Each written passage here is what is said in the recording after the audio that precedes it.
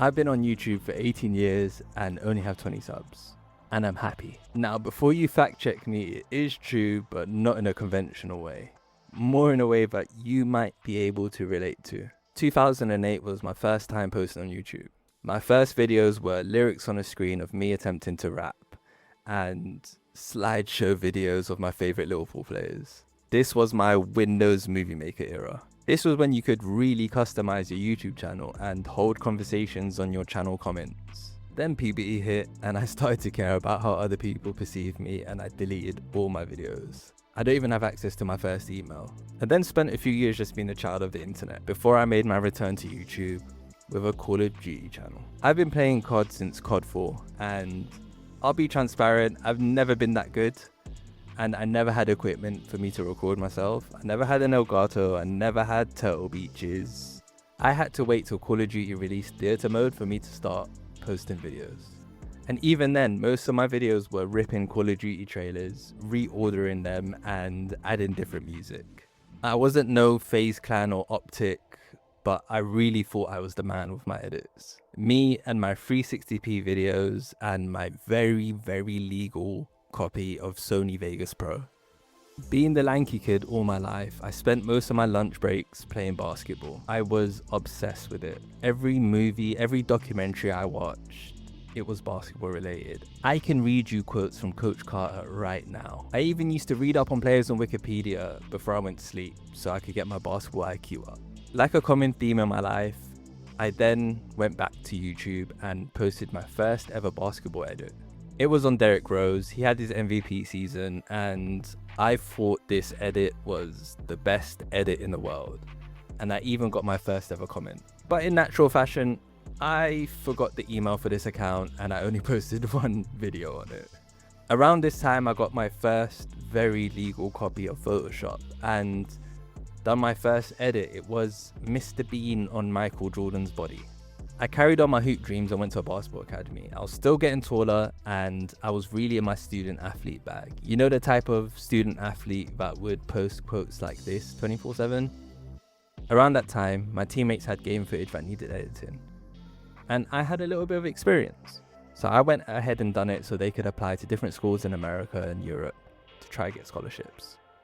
Which gave birth to my next YouTube channel where I posted all the highlights of my friends. I then got a bit obsessed and I realized that I liked making videos more than actually playing basketball. I made my first ever documentary following a player and I got my biggest response yet. I even got a job from this, which led me to ghosting YouTube again. Around this time, I tried recording my first ever vlog and it only lasted 10 seconds and here's the video. Raw, it kind of hurts, you know, holding the camera up. This is mad. A workout thing. During these years, I had a photography account on Instagram where I used to join up all the photos to make it look like one big mural. Do you remember that era? Well, I was an early adopter with my Nikon D3200, roaming the streets of London just taking photos. I had an Instagram mutual DM me and asked me if I wanted to film an interview. I had no context, I just said yes. It ended up being for Yo Gotti, and this was my introduction into the music industry. Around this time, I had a friend that was making music and he asked me to shoot his videos, and I said yes. I'll be real, those videos are trash, but I caught a bug for it, and over the years I started to get videos featured on Link Up TV, GRM Daily, SBTV, and I started renting camera equipment and getting better at my production. But all of this wasn't on my own channel, and I didn't really like a lot of the music I was doing edits to. I remember shooting a video for a client while I went on a trip with my friends around Europe. I done 7 versions of this video for the client to say that he ended up liking the first version I made. This really made me question if I liked editing, and it took me a while to bounce back, but I promised myself I would never work on a video again unless I was invested creatively. So I went and got a job. I was working 12-hour shifts Monday to Friday as a carer. It was hard, but the free time I had on the weekends and during the week, I started my next YouTube channel, which was meant to be a platform for underground artists here in UK. On this channel, I never charge artists for editing or filming. I just asked them to put money towards marketing, and whatever money they would put, I would match it. It wasn't the smartest business model, but I thought the artists could leverage the views to get more bookings for shows and more publicity. And for me, I could get my name out there, and all I had to do was put in money, time, and creative effort.